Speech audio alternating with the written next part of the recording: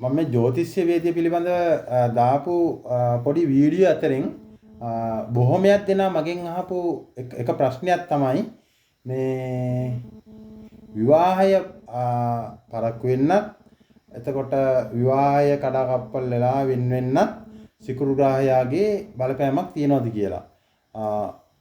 ඔව් ඇත්තටම ඔව්. එහෙම බලපෑමක් තියෙනවා. එතකොට මේ ප්‍රශ්නේ ඉන්නේ ඔය ගොඩාක් දෙනකොට ආදරේ නිසානේ. එතකොට මෙයා මට ඕනිමයි මේක කෙරෙන්න ඕනි කියන තැන තමයි මේ මගෙත් එක්ක කතා කරන බොහෝ දෙනාගේ තීරණය.